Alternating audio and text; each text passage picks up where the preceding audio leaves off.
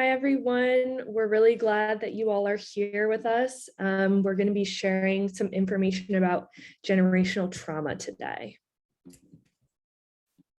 So we want to first start off by acknowledging that us and everyone watching, we're all going to have different life experiences.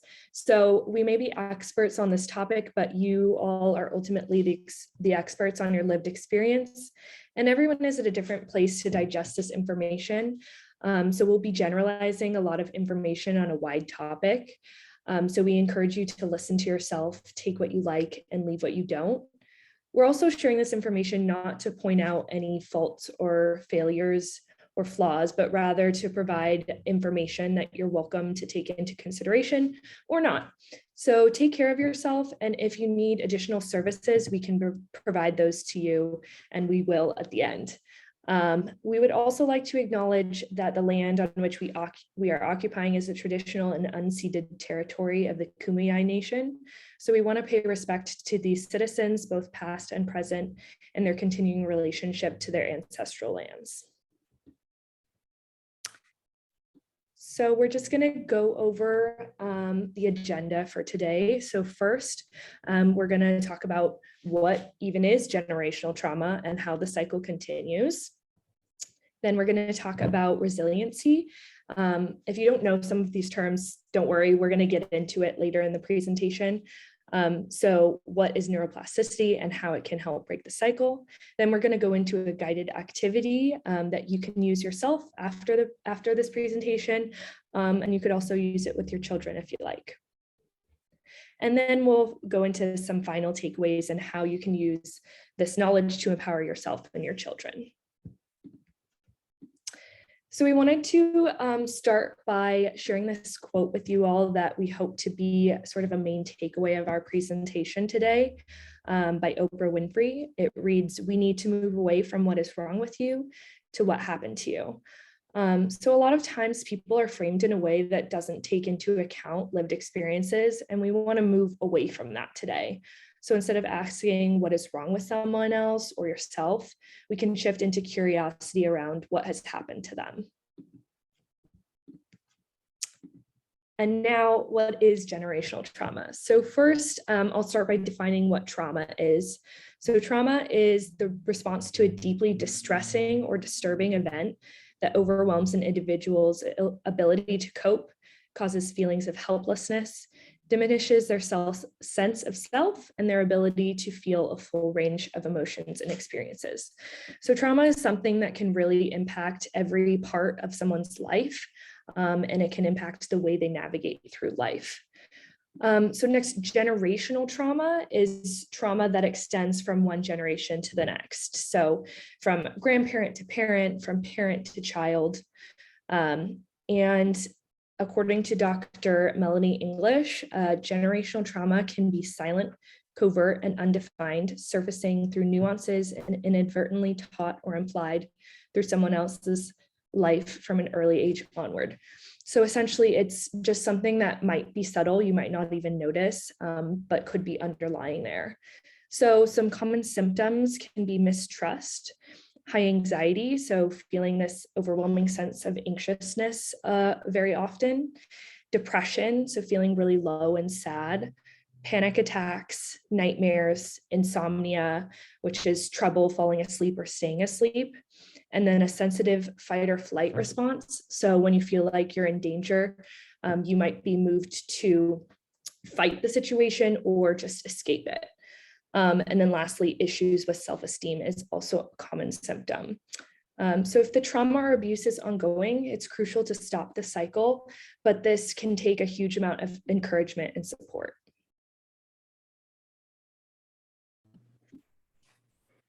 And while discussing generational trauma, we want to introduce another term, which is systematic oppression, and speak to the interconnectedness of trauma and systematic oppression. So to define systematic depression, it is the intentional disadvantaging of groups of people based on their identity while advantaging members of the dominant group. Different forms of systematic oppression, it can look like discrimination, it can look like exploitation, and they are traumatic, and they have the same lasting impact on the mind and the body as trauma that is experienced within one's family or community and culture. So for this reason, it's inherent to name systematic oppression as another form of trauma that is passed down over generations and address its damaging effects on reproducing trauma due to the harmful impact of discrimination against marginalized groups.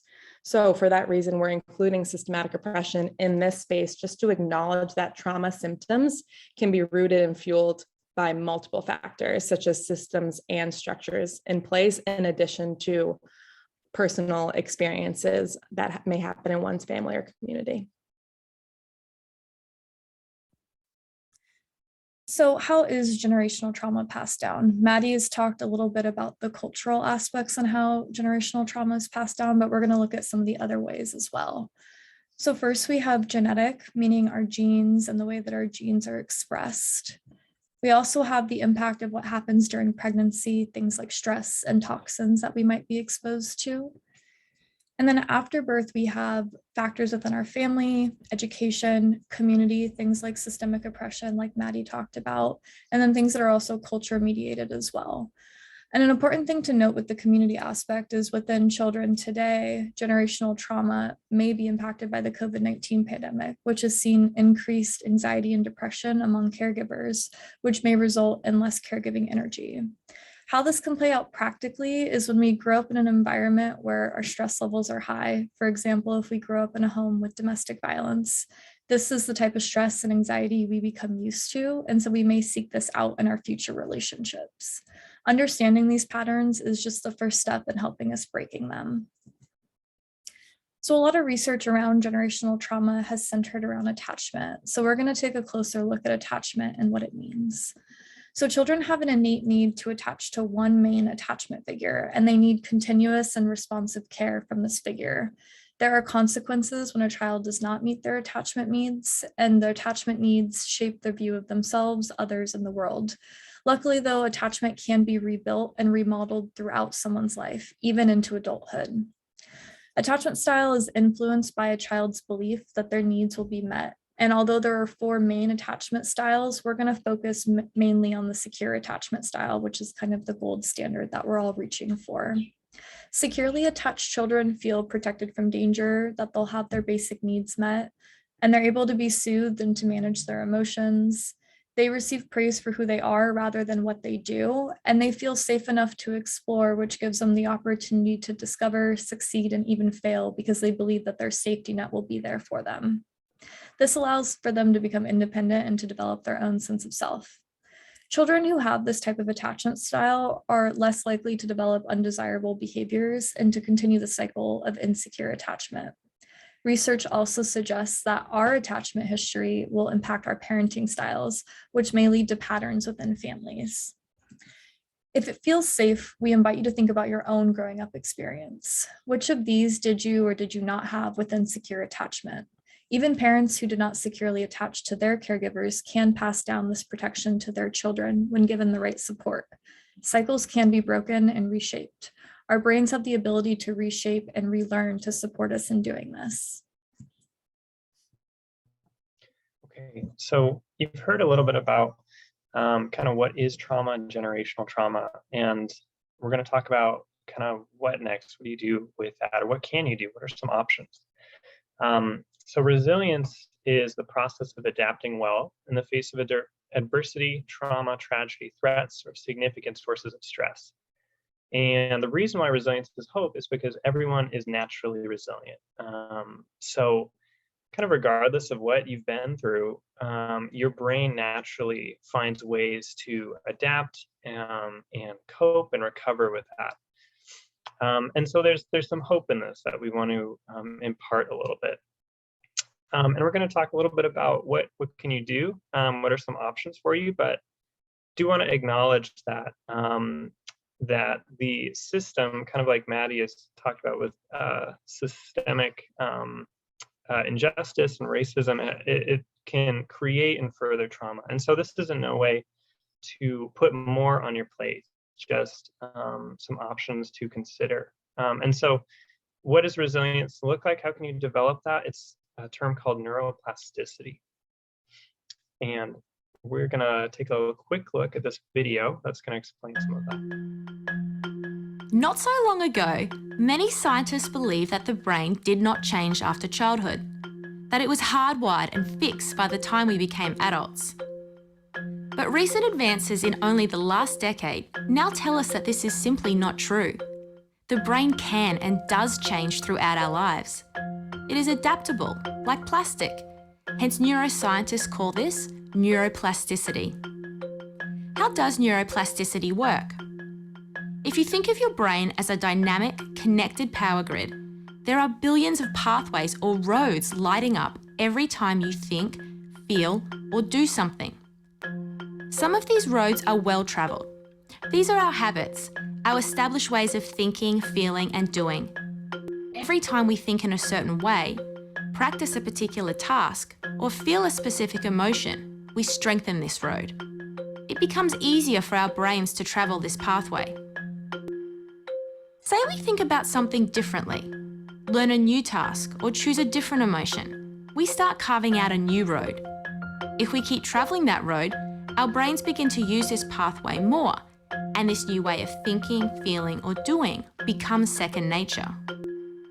The old pathway gets used less and weakens. This process of rewiring your brain by forming new connections and weakening old ones is neuroplasticity in action. The good news is that we all have the ability to learn and change by rewiring our brains. If you have ever changed a bad habit or thought about something differently, you have carved a new pathway in your brain and experienced neuroplasticity firsthand. With repeated and directed attention towards your desired change, you can rewire your brain.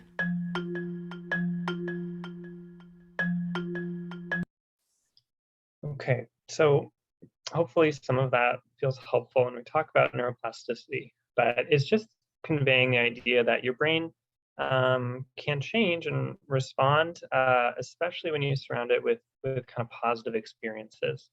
Like it talked about, in similar to forming a habit, when you do a practice repeatedly, sometimes that can help a really positive experience on your brain, and it will actually rewire. So we'll go over just a few options that you can consider if you would like to try to do any of that. So here's some options, and I'll just explain them briefly. And then we'll actually do a little exercise with visualization after this slide. So mindfulness is about becoming aware of your present experience without judgment. And so being aware of, in a situation, what emotions are coming up for you. And maybe those are anger or sadness, whatever that may be. And just kind of practicing accepting those emotions and looking at them rather than judging them. Calm people, so that is referring to surrounding yourself with people that help relax you, and that could be a therapist, and seeking one out could create some of that rewiring effect for your brain. So just being around people that, rather than stress you out further, but help relax you. Gratefulness, so thinking about, day to day, are you focused on some of the really challenging things in your life exclusively, or can you take a moment and be grateful for something that you really do appreciate? So practicing the idea of where's your attention at, and practicing some gratefulness for some positive things can actually help your brain again to kind of rewire and feel more positive.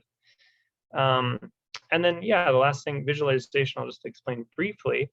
What you can imagine can change your reality. And so what that is really meaning is that when you think about things and imagine something calming, like if you think about a calm beach or something like that, your body will start to feel more relaxed.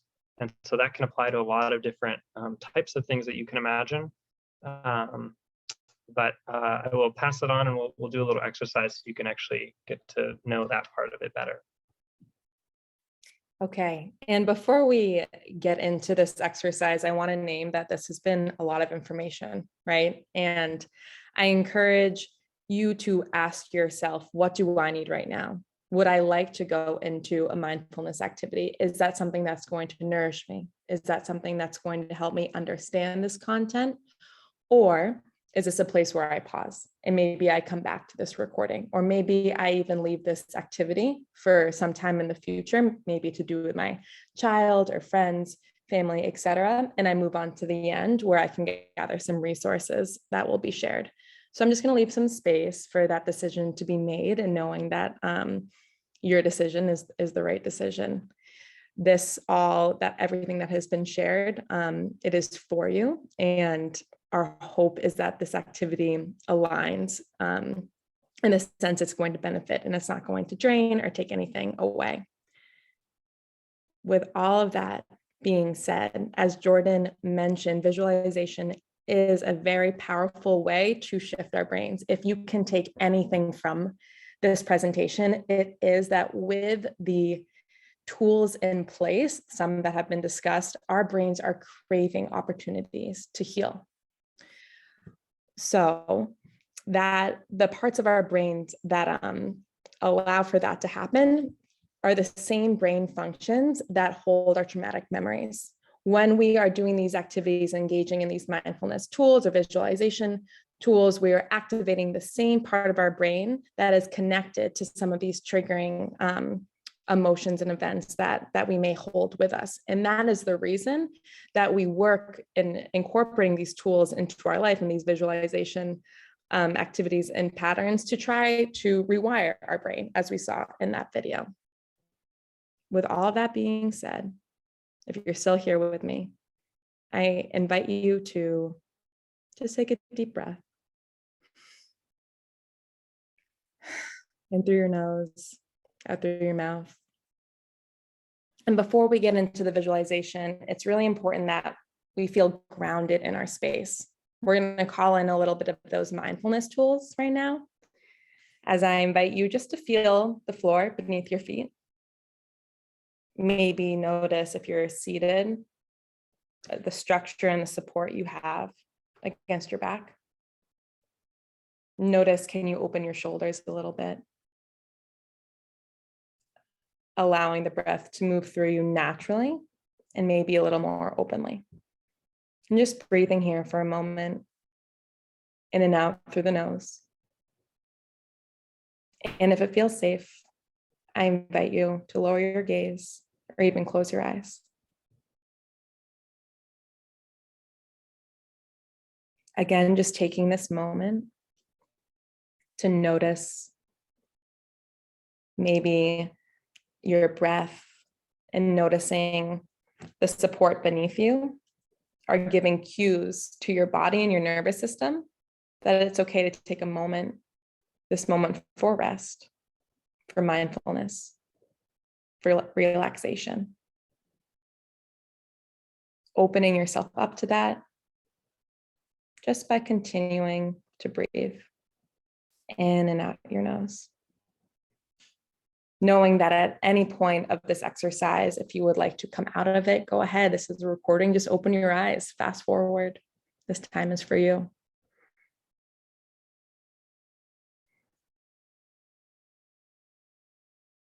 To tap into this part of your brain that we've been speaking of, I invite you from this place of mindfulness, with your eyes closed or your gaze lowered, to ask yourself, how do I define success? And just notice what words, visuals, sounds, even anything that comes up.